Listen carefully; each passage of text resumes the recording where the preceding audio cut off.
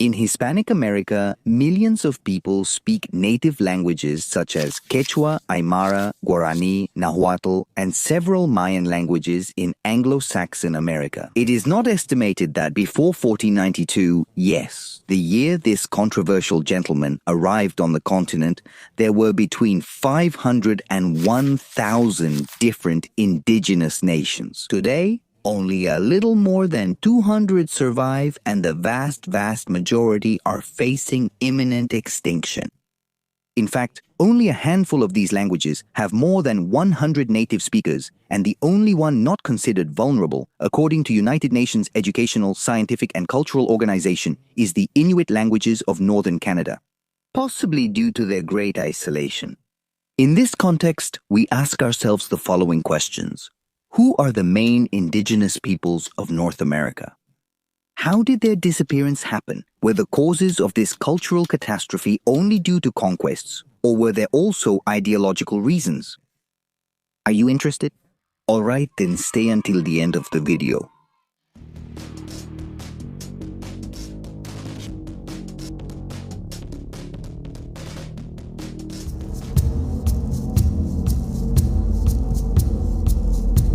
First, let's locate the main indigenous peoples who lived in North America. At my 30-something years old, the only image I have of them is from Old West movies that tell how the cowboys fought against the Indians. Well, the truth is that history is much more complex than what Hollywood shows us.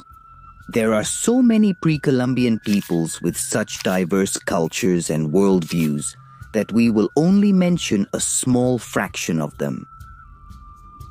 Like the Sioux who spread across the great northern plains, remembered for isolating themselves without food or water to receive their guardian spirit. The Dakota people, related to the previous ones but with their own cultural identity, spread across the north-central United States, and they are remembered for their worldview in which they saw other humans, animals, and plants as relatives, not resources. Buddha, you would have loved these people. The Cherokee, present in the southeastern United States, are remembered for their green corn ceremonies, where they sought to purify the people and renew harmony with the earth. Although some may consider these peoples to be nothing more than tribes of indigenous people, hippies scattered across North America, they also formed their own states. The most well-known thanks to Pocahontas. Lord of all territory, do you only want to possess the land? It was the Confederation, or Hatan, that was established in what is now the state of Virginia. This Algonquian people were famous for believing in the three spirits. The corporal, which remained with the body, the free, which traveled to the spirit world and received messages, and the eternal, which survived physical death. The Wabanaki Confederacy, which established a federation of several peoples between what is now southeastern Canada and northeastern United States. And finally, the Iroquois Confederacy, another federation that established a sophisticated federal democracy which inspired parts of the United States Constitution. The Iroquois had a Magna Carta called Diana Shogoa, or the Great Law of Peace, which established good coexistence among their 6 peoples. While decisions were made by consensus, ironically, that law. The first to take the idea from these native democrats were their own executioners. Join me to see this sad story that begins around the 17th century with the fragile English settlements in Jamestown and Plymouth following the failed attempt of the Roanoke colony in 1585. Speaking of this topic, it's a mysterious story about the disappearance of an entire settlement. And you can find it in more detail in this video from the channel Historias del Tiempo, where you'll also find other topics that we all love. In the episode about Roanoke, they not only talk about all the theories regarding its disappearance, but also about how this case influenced the history of North America. I tell you the history of countries on El Mapa de Sebas, the most impactful events that perfectly complement my videos. Subscribe to his channel. I'll leave the link in the description and the QR code on the screen. Returning to our topic. Although they had few resources and were in a new and strange land, the first settlers had something more powerful. The Puritan faith made them see themselves as a chosen people in a promised land, a land that actually already had inhabitants. The first great indigenous resistance, King Philip's War. In it, the Wampanoag people, who lived between what is now Massachusetts and Connecticut, were defeated. The head of their leader, Metacomet, was displayed on a stake as a war trophy, and his family was deported as slaves to the Caribbean. The 17th century witnessed the imperial rivalry between France and Great Britain for control of North America.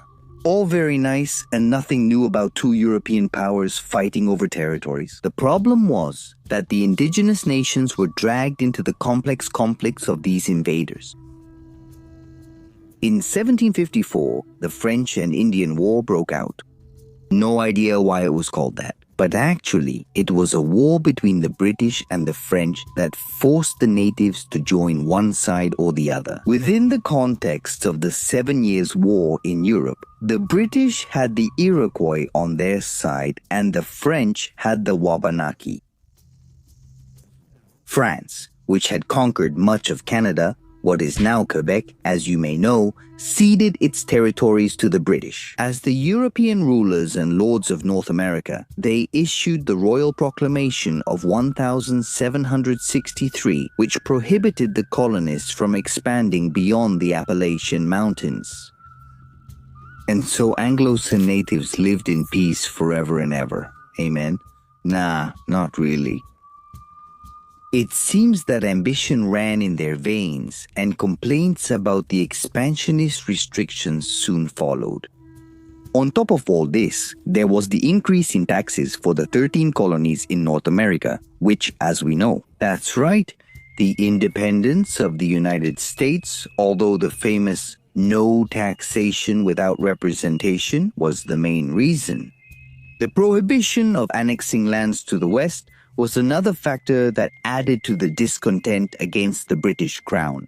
If the English Puritans invented the justification of their actions through religion, their American descendants certainly perfected it.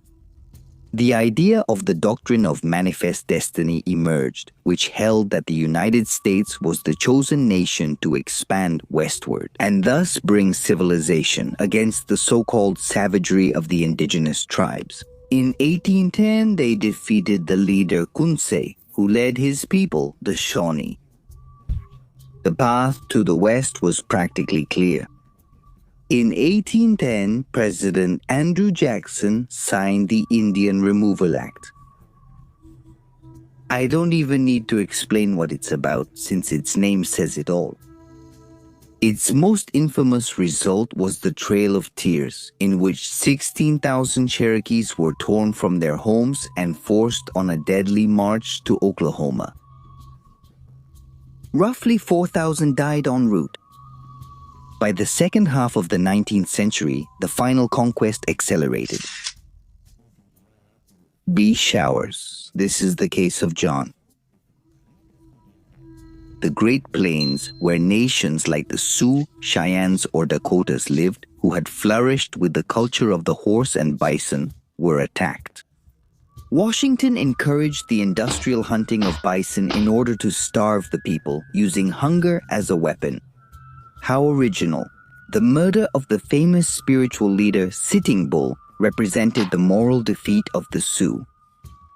At the same time, in Canada, there was a rebellion of the Métis led by some Anglos. After the victory, the federal government consolidated control under a harsh indigenous law. The last major massacre of indigenous people in the United States was at Wounded Knee, where hundreds of Dakotas were killed.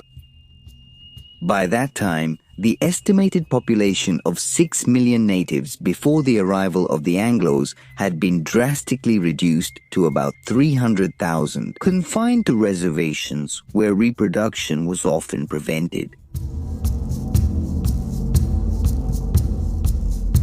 According to the modern concept of genocide, and let me know in the comments if I'm right or not, what the Anglos did is definitely a case of cultural genocide. Today, even though there are still a handful of people who speak their languages, Native American peoples are more a part of history books than our tangible reality. Unlike the peoples of Hispanic America, where not only do their languages survive, but also their traditions and customs. Subscribe to the channel. Mixed with the Hispanic ones, in a cultural syncretism, yes, but they are still there after all. And here the key word is mixture, while we are the result of the mix between Spain and pre-Columbian America. The Anglos avoided mixing with Sioux, Comanches, or Cherokees at all costs. The reason basically is the Anglo-Protestant worldview based on community purity. Yes, that's where the term Puritans comes from. Their rhetoric established in biblical narratives like Deuteronomy 7:3-6, in which the Israelites were forbidden to marry neighboring peoples to avoid falling into idolatry. The Puritans saw a direct parallel with the chosen people, a theological racism that became social racism. Wow, the natives ended up confined to reservations until their cultural extinction, supposedly to safeguard a divine promise on the other side of the continent. Spanish Catholicism was universal, so within its idiosyncrasy, anyone could be incorporated through baptism.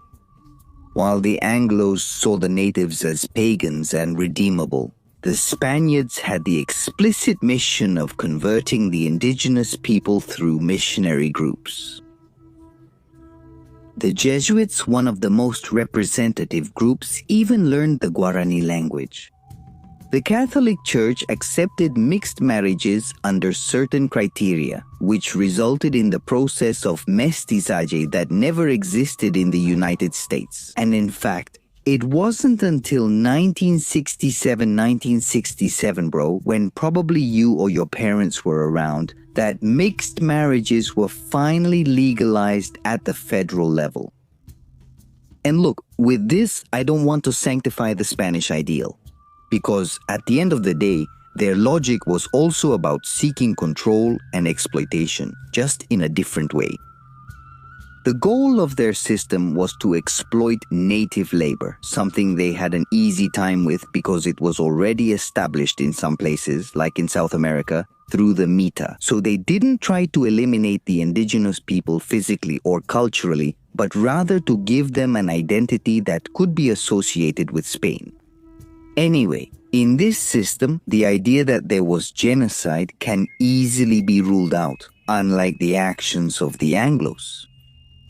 So, as you can see, the disappearance of the native peoples of Canada and the United States in the face of Anglo expansion, it was a process closely related to the inherent ambition of their economic ideals and to a totally exclusionary Puritan idiosyncrasy, which encouraged a theological racism that led to social racism.